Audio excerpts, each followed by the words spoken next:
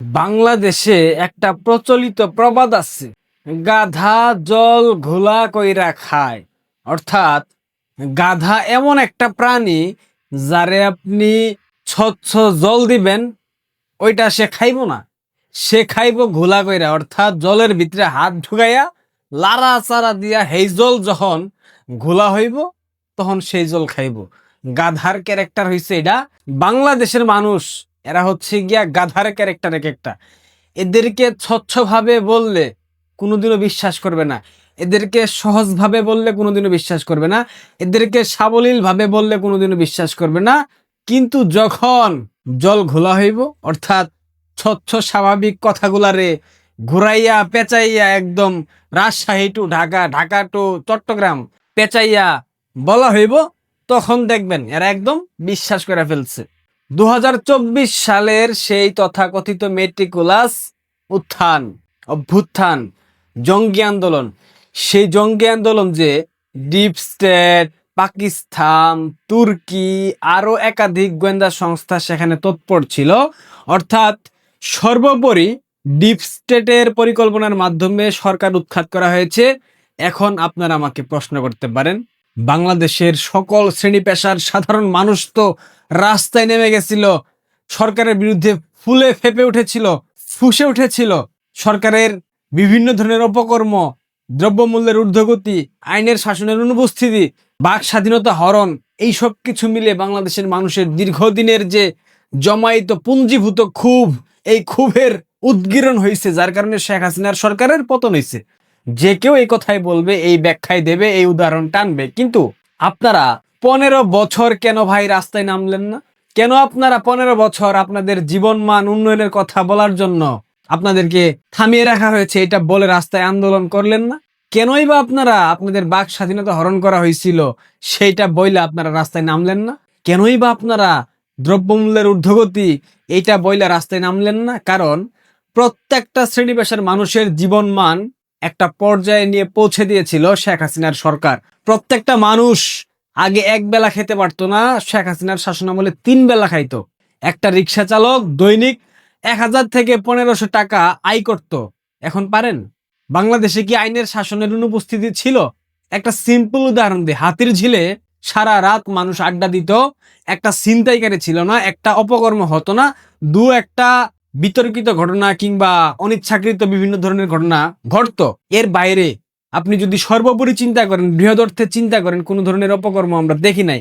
কারণ আমিও হাতির ঝিলের পাশেই থাকতাম। আইনের শাসন ছিল, সারা রাত পুলিশ আপনাদেরকে টহল দিয়েছে। পুলিশের অপকর্ম ছিল নাই আমি সেটা বলবো না, কিন্তু পুলিশ আপনাদের জানমালের নিরাপত্তা, আপনাদের সুরক্ষা কিন্তু নিশ্চিত করেছে। আপনাদের এত অভিযোগ, যে অভিযোগের কারণে আপনারা 2024 সালের সেই জুলাই আন্দোলনে রাস্তায় নেমেছিলেন, এই অভিযোগগুলা গত 15 বছর আপনারা কেন সরকারের সামনে তুলে ধরলেন না? কারণ তখন কোনো মেট্রিকুলাস অভ্যুত্থান বাংলাদেশে সুসংগঠিত করা হয় নাই। বাংলাদেশের মানুষ রাস্তায় কখন নেমেছিল? যখন আবু সাইদ সেই জঙ্গির লাশ দেখলো, পুলিশ তাকে রাবার বুলেট ছুড়ে হত্যা করলো। মানে তারা যেটা বলে, পরবর্তীতে আমরা প্রমাণ পেয়েছি পুলিশ তাকে হত্যা করেনি, তাকে মাথায় বাড়ি দিয়ে হত্যা করা হয়েছে। পোস্টমর্টেম রিপোর্ট সেটাই বলতেছে। এরপর মুগ্ধ, আবু সাইদ এবং মুগ্ধ হত্যাকাণ্ডের শিকার হওয়ার পর এই আন্দোলন বেগবান হইল। কিন্তু আপনারা ভুলে গেছেন 15 জুলাই ঢাকা কলেজ ছাত্রলীগের কর্মী সবুজ আলী নির্মমভাবে তাকে হত্যা করা হয়েছিল। অথচ সবুজ আলীর নামটা আমরা কোথাও দেখি না, কোথাও নাই। কারণ সবুজ আলী আওয়ামী লীগের লোক, জয় বাংলার লোক, ছাত্রলীগের ছেলে, তার নাম তো আসবে না। এতগুলা কথা আপনাদেরকে কেন বলতেছি জানেন? জুলাই আগস্টের সেই জঙ্গি উত্থানকে যারা বিপ্লব বলে, যারা বলে জুলাই বিপ্লব, যারা 1971-এর মহান মুক্তিযুদ্ধের সাথে জুলাই আন্দোলনকে, জুলাইয়ের সেই স্ক্যামকে তুলনা করে, যারা 71-এর জায়গায় 24-কে বসাতে চায়, যারা 72-এর সংবিধানকে মুছে ফেলতে চায়, সেই ষড়যন্ত্রকারী, সেই ইয়াহিয়ার পুত্ররা, সেই ইয়াহিয়ার নাতিপুতিরা, সেই মোহাম্মদ আলী জিন্নার নাতিপুতিরা, তাদের উত্তরসূরিরা নিজের মুখে স্বীকারোক্তি দিচ্ছে জুলাই আগস্টের সেই বিপ্লবে ডিপ স্টেটের ভূমিকা ছিল। ডিপ স্টেট তাদেরকে কি ধরনের সহায়তা করেছে পরবর্তীতে সরকার গঠনের ক্ষেত্রে, এবং 2029 সাল পর্যন্ত তাদেরকে রাখার একটা পরিকল্পনা ডিপ স্টেট করেছিল, বিএনপিকে ছুঁড়ে ফেলার একটা পরিকল্পনা করেছিল। অসংখ্য স্বীকারোক্তি নিজের মুখে দিয়েছে লেগুনার ড্রাইভার, হেলিকপ্টার উপদেষ্টা আসিফ মাহমুদ সজীব ভুইয়া। তার কথাগুলা শুনবেন না? শুনেন। আমরা যখন সরকারের দায়িত্ব ছিলাম, শুরুর দিকে আমাদেরকে বিভিন্ন শক্তিশালী ইনস্টিটিউশন, শক্তিশালী যাদেরকে আসলে ডিপ স্টেট বলা হয়, তাদের থেকে আমাদেরকে অফার করা হয়েছিল যে আপনারা শেখ হাসিনার যে মেয়াদ আছে 2029 সাল পর্যন্ত, সেটা শেষ করেন, আপনারা শেষ করেন, আমরা আপনাদেরকে সহযোগিতা করি। তাদের সার্টেন কিছু শর্ত ছিল যে তাদেরকে কিছু কিছু জায়গায় ফেসিলিটেট করা, এবং তারা পুরো রোডম্যাপও করে নিয়ে এসেছিল যে বিএনপি নেতাদের তো সাজা আছে, তো সাজা থাকলে সাধারণভাবে নির্বাচন দিলেও তারা নির্বাচন করতে পারবে না। তো তাদের সাজাগুলো ইয়ে না করে আদালতের মাধ্যমে এগুলো লেংদি করে, আপনারা তো জানেন সেটা কিভাবে করা যায়, আদালতের ডেট ঘুরিয়ে ঘুরিয়ে। তারেক রহমানের নিজের নামেও সাজা ছিল, সে যদি সাজাপ্রাপ্ত অবস্থায় থাকতো নির্বাচন হলেও তিনি বাংলাদেশের নির্বাচন অংশগ্রহণ করতে পারতেন না। তো তারা পুরো স্ট্র্যাটেজি আমাদেরকে সাজিয়ে দিয়েছিল যে কিভাবে ক্ষমতায় থাকা যায়, তাদের সাথে এক ধরনের নেগোসিয়েশন, সমঝোতার ভিত্তিতে। আমরা কিন্তু সেটাতে সাই দিইনি, আমরা সবসময় গণতন্ত্রকেই সামনে রেখেছি, এবং সেটার প্রতি কমিটমেন্ট লাস্ট সরকারের ছিল বলে নির্বাচনটা হয়েছে, এবং আমাদের ছিল বলেই আমরা ইভেন নির্বাচন যেন প্রশ্নবিদ্ধ না হয় সেজন্য নিজেরা আগ বাড়িয়ে পদত্যাগ করে চলে এসেছি।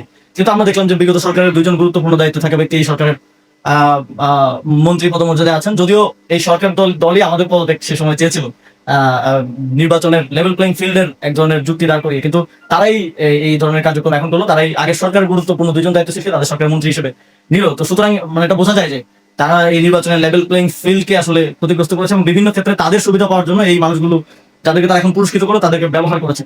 তো এই সাংবিধানিক ধারাবাহিকতার কথা বলছিলাম, তো ওই সাংবিধানিক ধারাবাহিকতার ন্যারেটিভ তখন আমাদের পক্ষে উৎপাদিত হতো। ডিপ স্টেট এজেন্সি যদি সাথে থাকতো তাহলে তো সবাই বলতে পারতো যে সংবিধান অনুযায়ী 29 সালে নির্বাচন হওয়া উচিত, তাহলে এই সরকার থাক 29 সাল পর্যন্ত। তা আমরা ওই সমঝোতাটা করি নাই। আমরা বাংলাদেশের গণতন্ত্রের জন্য, বাংলাদেশের মুক্তিকামী মানুষের দীর্ঘদিনের যে ভোট দেওয়ার আকাঙ্ক্ষা, গণতন্ত্রের আকাঙ্ক্ষা, সেটাকে সম্মান জানিয়েছি, এবং যথাসময়ে যতটুকু দায়িত্ব একেবারে পালন না করলেই নয়, জুলাই সনদ এই জায়গাটার জন্য আমরা এতটুকু করেই এই সরকার কিন্তু একটা নির্বাচন দিয়েছে, এবং আপনারা ক্ষমতায় এসেছেন। ওরা নাকি গণতান্ত্রিক ভাবে নির্বাচন হবে, গণতান্ত্রিক প্রক্রিয়ায় বাংলাদেশ পরিচালিত হবে, সে কথা ভেবে তারা ডিপ স্টেটের কথায় সম্মতি জ্ঞাপন করেনি। কত বড় মিথ্যাবাদী! ডিপ স্টেটের ষড়যন্ত্রের কারণে ক্ষমতায় আসছিল, ফকিন্নির পোলা থেকে এখন কোটি কোটি টাকার মালিক হয়েছে। সেই ফকিন্নির পোলা এখন বলতেছে গণতান্ত্রিক সরকার আসুক, নির্বাচন প্রয়োজন, সেই জন্য তারা ক্ষমতা ছেড়ে দিয়েছে। কত বড় মিথ্যু! চিন্তা করেন, শেষ সময় ইউনূস বুঝে গেছিল আর থাকতে পারবেন না, সেই জন্য নির্বাচন দিতে বাধ্য হয়েছে। এখন বলতেছে ডিপ স্টেট অফার করেছিল। তোরা ক্ষমতায় এসেছিলি ডিপ স্টেটের কারণে, এখন বলতেছিস ডিপ স্টেট তোদেরকে অফার করেছিল এটা সেটা।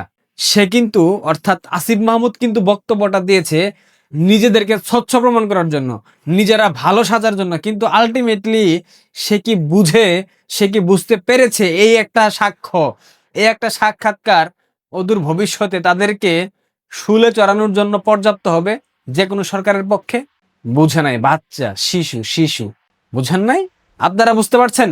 ধীরে ধীরে আরো অসংখ্য স্বীকারোক্তি আপনাদের সামনে আসবে। এরপর দেখবেন মাস্টার মাইন্ড মাহফুজ আলম স্বীকারোক্তি দেবে, নাহিদ ইসলাম দেবে, হাসনাত আব্দুল্লাহ দেবে, হান্নান মাসুদ দেবে, বুবিস রিফাত দেবে, সাদিক কায়েম দেবে। যখন জল ঘোলা হবে তখন এই গাধারা সবকিছু এ টু জেড পুঙ্খানুপুঙ্খ রূপে আপনাদের সামনে তুলে ধরবে, কারণ গাধা জল ঘোলা করে পানি খায়। আমরা যা বলতাম এত মাস যাবত আপনাদেরকে বলতেছি, প্রত্যেকটা কথা মিলতেছে। প্রমাণ পাচ্ছেন তো যে এই আন্দোলন, এই ষড়যন্ত্র ডিপ স্টেট করেছিল শুধুমাত্র বাংলাদেশের স্বাধীনতা, সার্বভৌমত্বকে মুছে ফেলার জন্য না, তাদের একটা বৃহৎ উদ্দেশ্য ছিল। সেই উদ্দেশ্যের পথে তারা আগাচ্ছে, কারণ বিএনপি তাদের উদ্দেশ্য সফল করতেছে। বাণিজ্য চুক্তি এটা ডিপ স্টেটের একটা বৃহৎ উদ্দেশ্যের মধ্যে ছিল। কেমন লাগতেছে ভাই আপনাদের? আমরা দূর থেকে চেয়ে চেয়ে দেখবো আপনারা কিভাবে ধ্বংস হয়ে যান। আহা, মায়া লাগে, বড় মায়া লাগাইছে, পিরিতি শিখাইছে। ভালো থাকেন, দেখেন আপনাদের জন্য আর কি কি অপেক্ষা করতেছে। আহা, আরে